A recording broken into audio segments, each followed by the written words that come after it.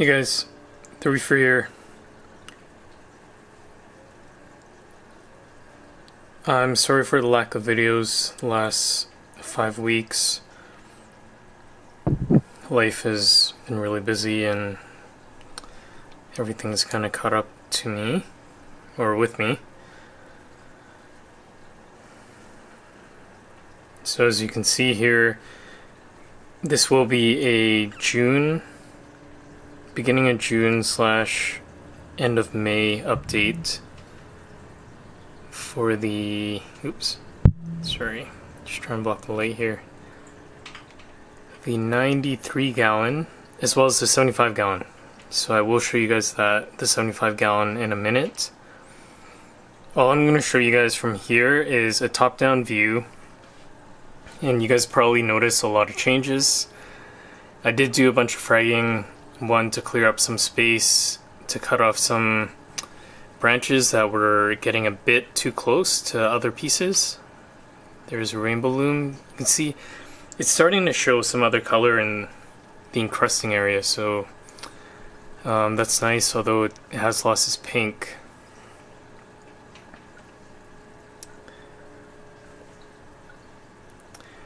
And what I'm going to show you guys with the 75 or this 93 gallon is just a top-down view.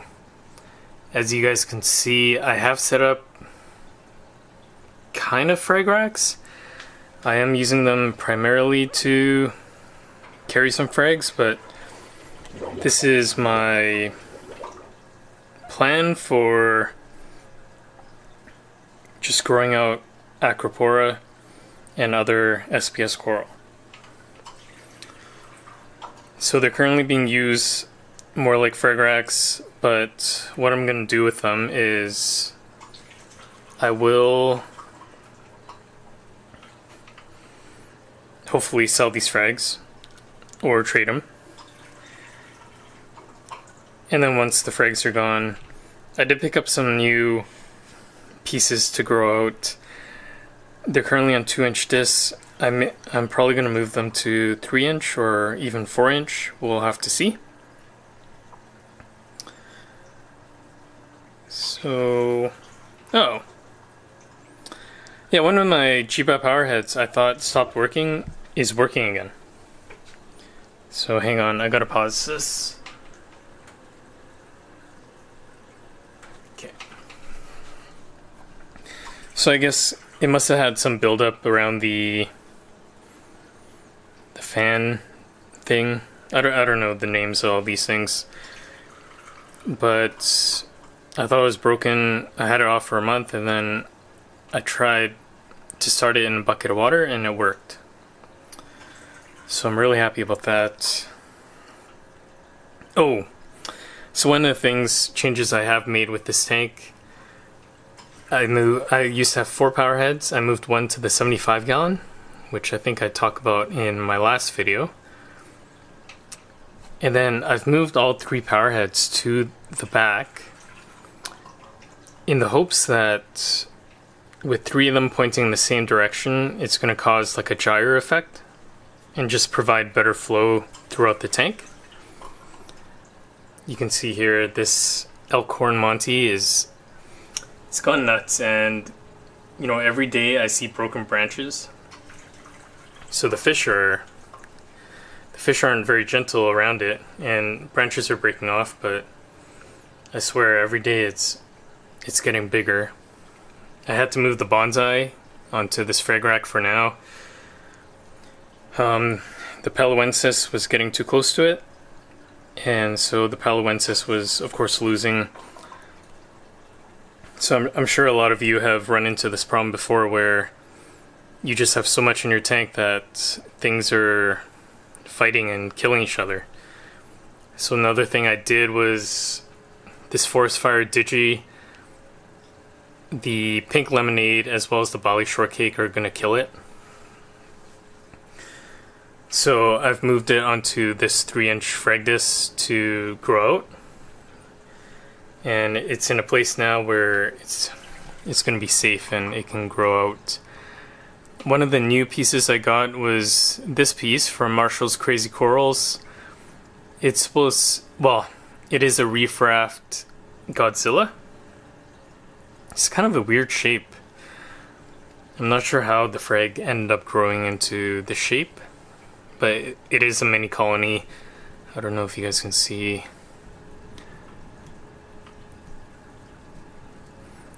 It looks okay. James did have kind of a mini crash maybe 1 or 2 weeks before I showed up. So coloration may not be all there. We'll have to see. I also picked up that little nub from James. What do you call it? I think he calls it a beach day. It's a millipora. When it's happy, it's got really long polyps that are green, and I think its skin is supposed to be like a shimmery green as well. It's a really nice looking millie. What else did I get? Oh, okay.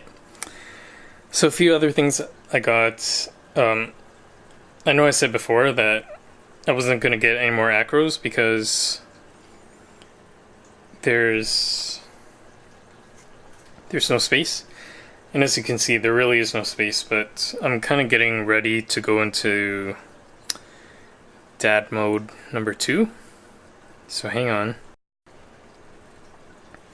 So we are expecting our son really soon. And what that means is I probably won't be able to upload any videos for in the near future. I also won't be able to make many changes to this tank. However, being really busy for like half a year, it's just a great time to set all these frags onto these grow discs and just let them grow. And it's going to be very interesting to see how they change. Right now you're looking at, I picked up I think 10 frags from Robert McNichols. So he's out here in BC. So top left, I think he called it PC Rainbow Warrior. This green one, wait, can you see my finger? Yeah, this one, Fruit Punch. This one is a Mystery Millie. He calls it Mystery Millie because he's not sure what it actually is. Top left is Rainbow Warrior. No, Rainbow Millie.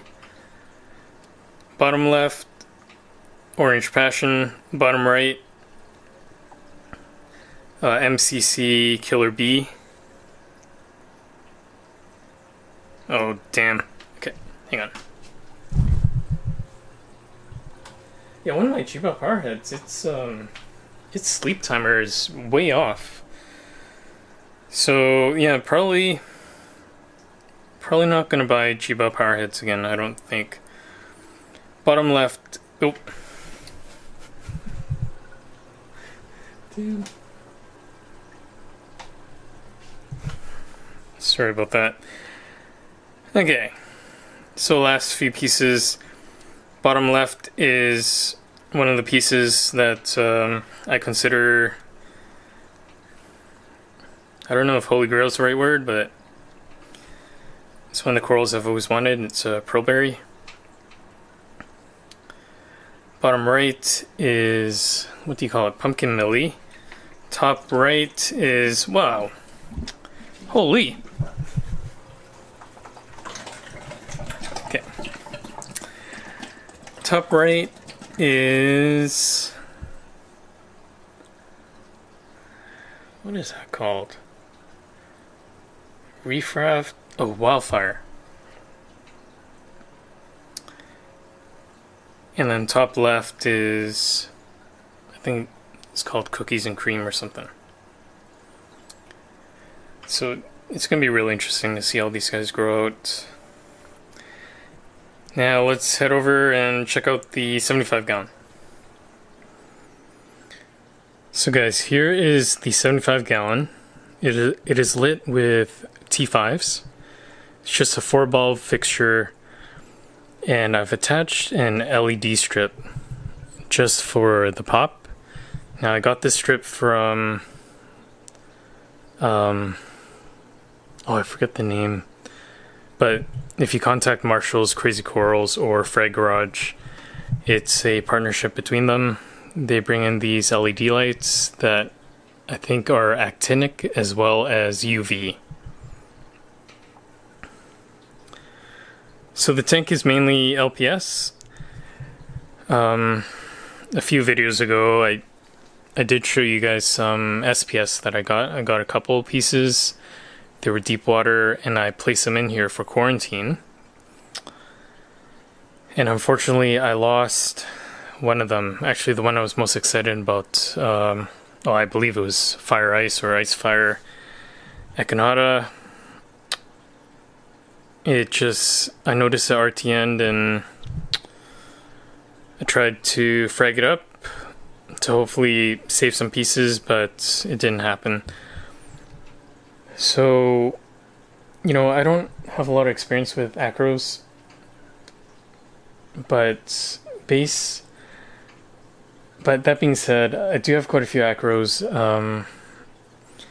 and to me it seems like most of my losses have always come from deep water acros.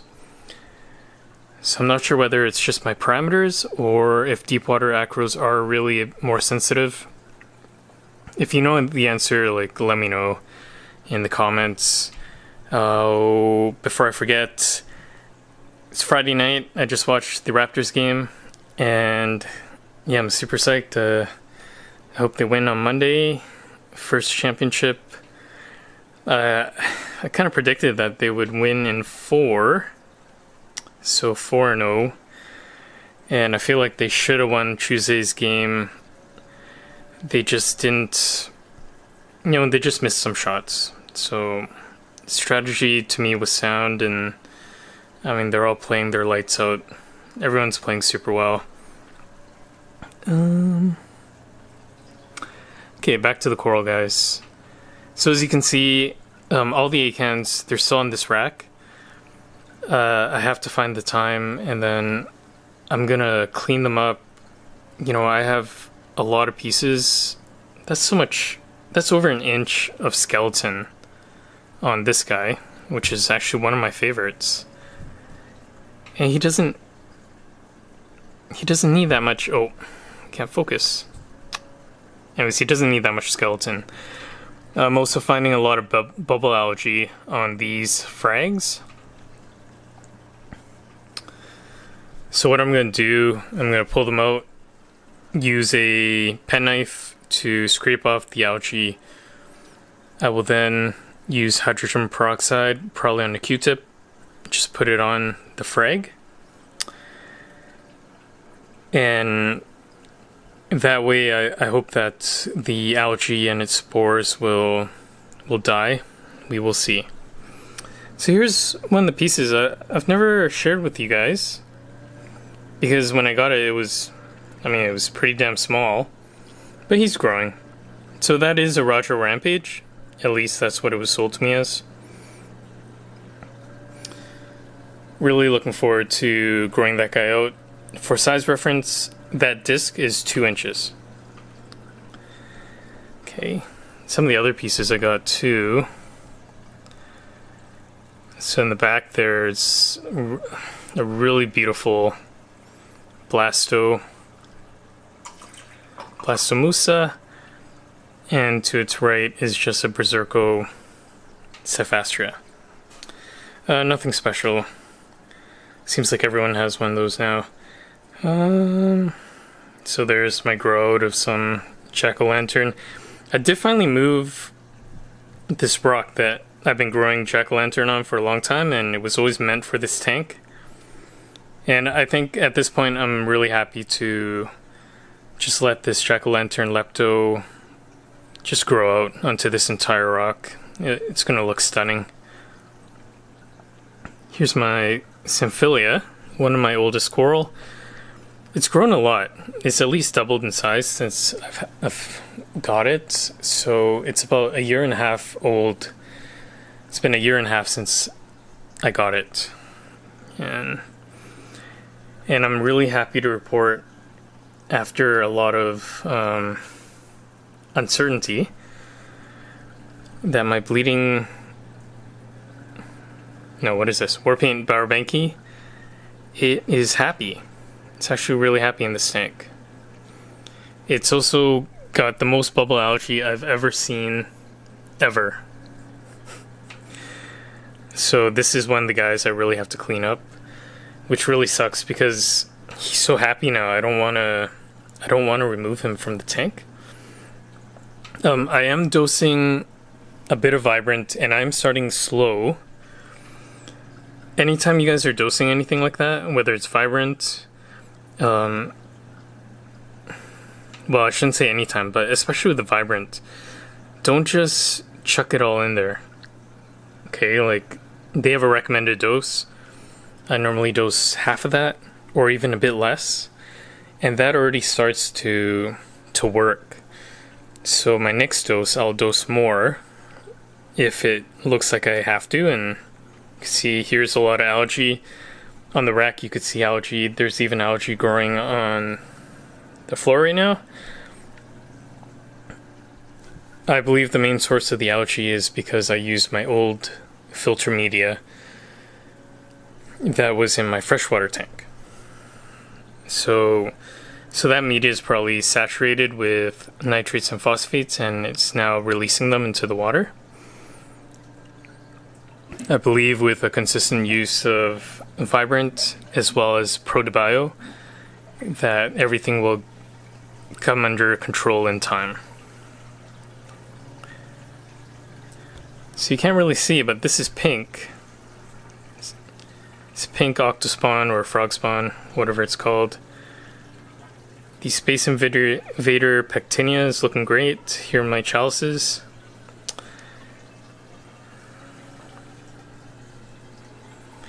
And then my Recordia Florida. I'm pretty sure I have 5 heads now. It started from 1, but it's split consistently over time. It's a really nice orange coloration.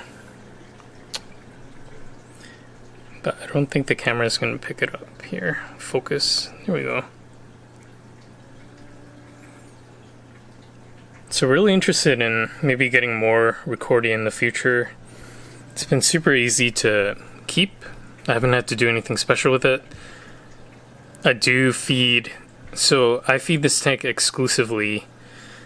So I only target feed this tank. I don't bother feeding the other tank anymore. At this point, the LPS in the other tank, I think they can get enough food from the fish. That's pretty much it, guys. So 75 gallon, is this month 2 or 3? Whether it's 2 or 3, right now only the LED strip is on. So as you can see, like, I'm getting that pop that I love.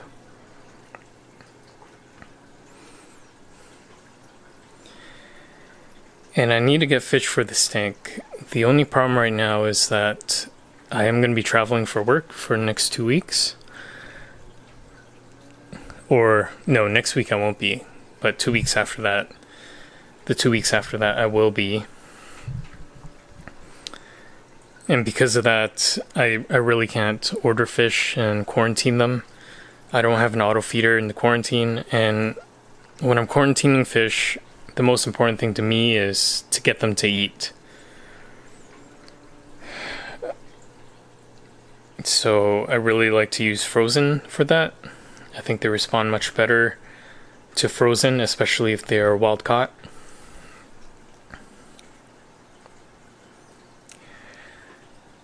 So it's going to be a while before I do get some fish into this tank. I do want to get one Zebrasoma tang. Probably a yellow, but I'll have to see what's available. And probably a bristletooth tang, like a Tomini or something. And the reason I want tangs is I've really noticed that when it comes to algae, they do a phenomenal job in keeping the tank clean. without causing too much of a mess. Some other fish I may put in here, I haven't decided yet, but I'll definitely put in a Talbot damsel because I do have a lot of red flatworms, and I just happen to have, I had 3 in the 93 gallon and they were fighting. So one of them was almost dead. I moved it to one of the smaller tanks and it's back. It looks great. And that tank was overrun with like copepods and I believe the flatworms. And now they're all gone. So I know this Talbot damsel is doing its job. And I definitely need it in this tank to do the work. I'm not sure if I'm getting more coral. I know I shouldn't, because this tank is packed. But I mean, that's never stopped me before. Look at the 93. It's gonna be a huge grow out tank. But I think that's it for me, guys. By the way, thank you so much for subscribing to the channel. I know I've reached 200 subscribers, and that's really exciting. If you haven't yet, think about following me on Instagram. Oh, what is my Instagram? I think it's the Reefer YT. All one word. And I'm also on Facebook. If you guys look up the Reefer YT, I should be there. But it's much easier for me just to post like a picture. I haven't posted any more videos on Instagram because I have a Samsung Note 9, and the last system update basically took away my Pro ability to record video in Pro mode. And what Pro mode allows me to do is to correct the white balance for the blues, and without that, well, the video is crap.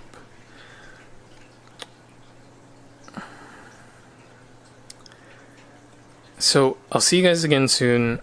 My plan moving forward is I'd like to just maybe focus on tank updates in the near future. I do have some ideas for like tips, not just for beginners, but man, just things I've heard just from talking to people about just making, maybe I shouldn't call them silly mistakes, but mistakes because they didn't think things through, and potentially losing like a ton of coral. But we'll see if I have time for that. Anyways, I hope you guys enjoyed the video and enjoyed the coral. I'm really digging this tank. 75 gallon, there's no sump. I have a protein skimmer. I'm using a canister filter mainly because of the flow that it provides. And that's pretty much it. Like this is actually very achievable for anybody. Okay. Yeah, that's my cue. Thanks for watching. Thumbs up if you liked it, subs if you loved it. I'll see you next time.